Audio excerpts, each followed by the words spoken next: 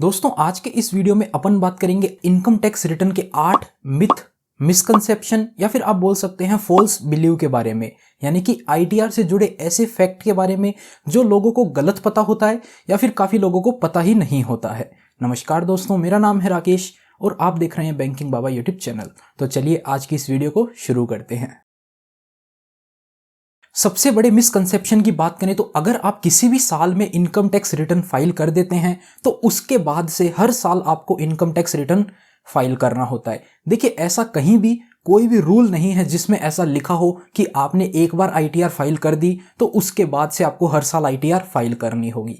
काफ़ी सारे professional CA से भी अगर आप बात करेंगे, पूछेंगे तो वो भी आपको ऐसे ही बताएंगे कि अगर आपने एक बार आईटीआर फाइल कर दी तो उसके बाद से आपको हर बार आईटीआर फाइल करनी होती है। वो ऐसा क्यों बोलते हैं अब तो वो ही जाने, या फिर वो अपने कस्टमर से पैसा भी कमाना चाहते हैं इसलिए ही वो ऐसा डराते हैं। और साथ में बोलते हैं अगर आप आईटीआर फाइल नहीं करोगे तो नोटिस भी आ सकता है। अरे भैया, नोटिस किस बात का आएगा? इनकम टैक्स रिटर्न फाइल करने की कुछ कंडीशंस होती है।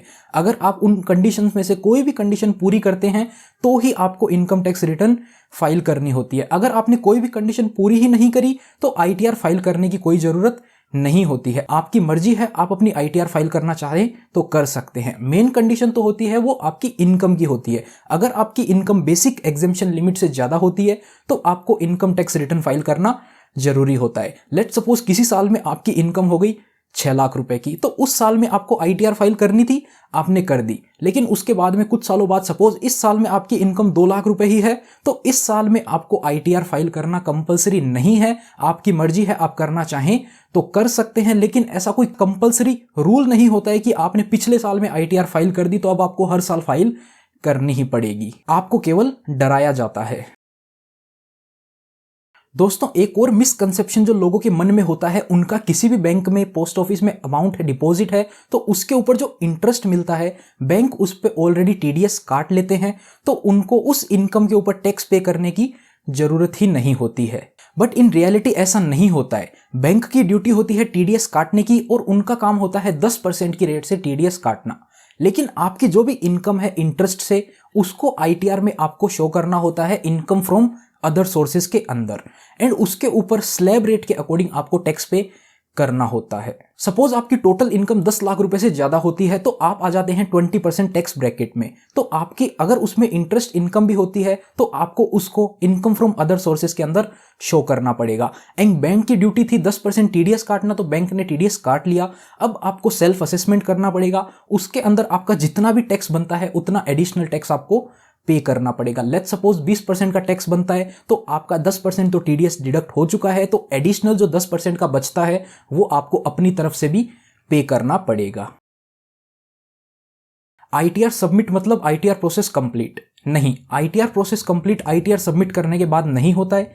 आईटीआर सबमिट करने के बाद में एक लास्ट काम और होता है, जो कि होता है आपको अपनी इनकम टैक्स रिटर्न को ई वेरीफाई करना। मतलब अपनी रिटर्न सबमिट होने के बाद में उसको ई वेरीफाई भी करना होता है। उसके लिए आप ऑनलाइन आधार ओटीपी के थ्रू भी उसको कर सकते हैं या फिर आप उसको ऑफलाइन भी कर सकते हैं। जब तक आप अपनी आईटीआर को ई वेरीफाई नहीं कर लेते हैं तब तक आपकी आईटीआर फाइनल सबमिट नहीं मानी जाती है। आईटीआर ऑनलाइन ई वेरीफाई करने के तो बहुत सारे तरीके हैं। अगर आप ऑफलाइन भी वेरीफाई करना चाहते हैं तो आप आईटीआर सबमिट करेंगे तो आपको एक आईटीआर वी का फॉर्म मिलेगा, उसको आपको प्रिंट लेना पड़ेगा। उसके ऊपर एड्रेस मेंशन होता है, आपको उस एड्रेस के ऊपर वो फॉर्म को कोरियर करना पड़ता है। बेंगलोर का एड्रेस होता है। आईटीआर फाइल करने के 120 दिनों के अंदर आपको वो फॉर्म कोरियर के द्वारा सेंड करना होगा, या फिर ई वेरीफाई भी 120 दिनों के अंदर आप कर सकते हैं। जब तक आप आईटीआर को ई वेरीफाई नहीं करते हैं तब तक आपकी आईटीआर फाइल नहीं मानी जाती है। जैसे ही आईटीआर सक्सेसफुली ई वेरीफाई हो जाती है उसके बाद ही आपकी आईटीआर कंप्लीटली फाइल्ड मानी जाती है, तब तक आपकी आईटीआर इनवैलिड होती है।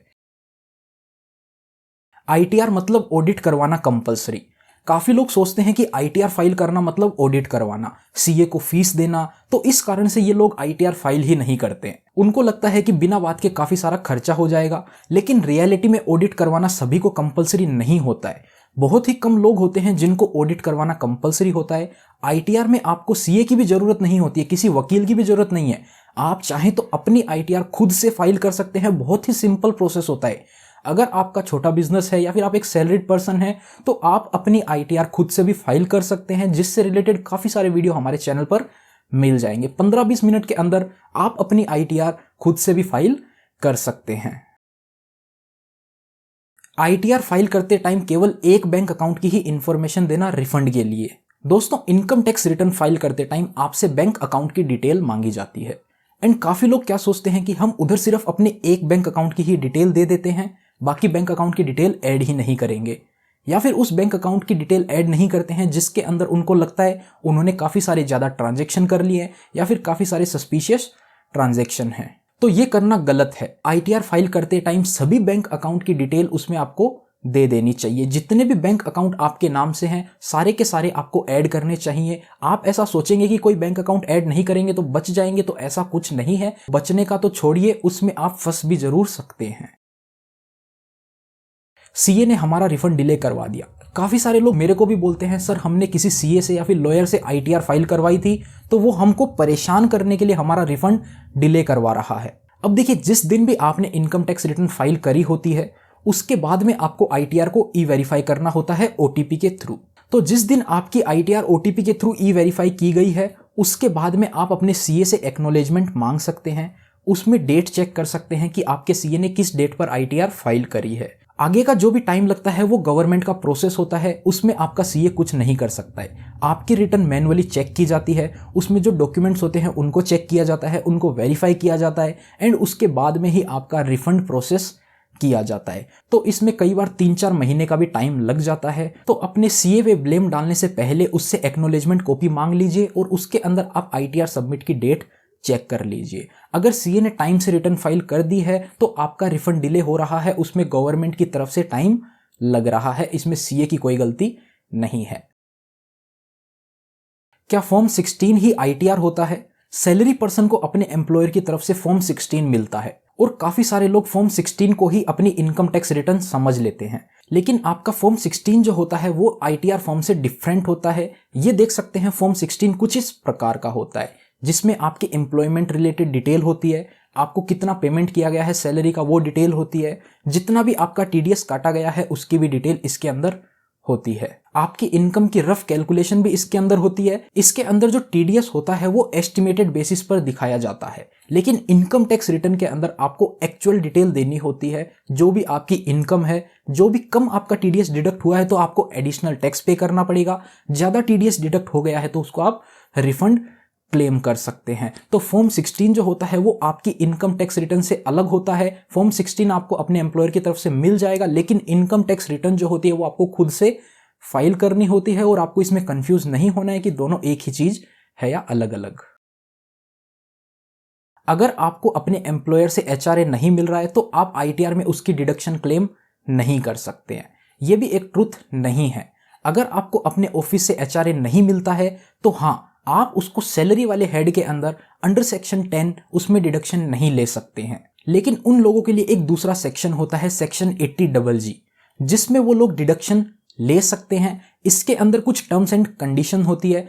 अगर आप उन टर्म्स एंड कंडीशन को फुलफिल कर लेते हैं तो आप HRA की डिडक्शन सेक्शन 80GG के अंदर ले सकते हैं। क्या क्या कंडीशन हो सकती है? जैसे कि आप सैलरीड पर्सन होने चाहिए या फिर सेल्फ एम्प्लॉयड हो सकते हैं, आपको अपने किसी भी ऑफिस से HRA नहीं मिलना चाहिए, आपके नाम से, आपके स्पाउस के नाम से या फिर आपके चिल्ड्रन के नाम से, जिस सिटी में आप रह रहे हैं, जहां पर आप अपनी जॉब कर रहे हैं, वहां पर आपकी कोई भी रेजिडेंशियल प्रॉपर्टी नहीं होनी चाहिए। वो प्रॉपर्टी आपके पेरेंट्स के नाम पर हो सकती है। अगर वो प्रॉपर्टी आपके पेरेंट्स के नाम है या फिर किसी के भी नाम है तो आप उसको रेंट पे कर सकते हैं और जितना भी रेंट अमाउंट आप पे करते हैं उसकी फिर कुछ कैलकुलेशन की जाती है। उस कैलकुलेशन के बेसिस पर आप 80GG के अंदर डिडक्शन ले सकते हैं। और उसके साथ ही आपको एक फॉर्म फिल करना होता है जो कि होता है फॉर्म 10BA। आप गूगल करेंगे आपको मिल जाएगा, सिंपल सा एक फॉर्म है, आपको बस वो फॉर्म फिल करना होता है और आप 80GG के अंदर भी डिडक्शन क्लेम कर सकते हैं। कितना अमाउंट कर सकते हैं? मैक्सिमम 5,000 रुपए एक महीने का, यानी कि एक साल का आप 60,000 रुपए का डिडक्शन क्लेम कर सकते हैं। तो फिलहाल आज के इस वीडियो में इतना ही। उम्मीद करते हैं आपको ये वीडियो पसंद आई होगी। अगर वीडियो पसंद आई तो जरूर से लाइक कर देना और इन 8 में से कितने ऐसे पॉइंट थे जो आपको पहली बार पता चले कमेंट में जरूर बताएं। मिलते हैं आपसे फिर किसी नए और इंटरेस्टिंग वीडियो में। चैनल पर नए हो तो चैनल को सब्सक्राइब भी जरूर से कर देना।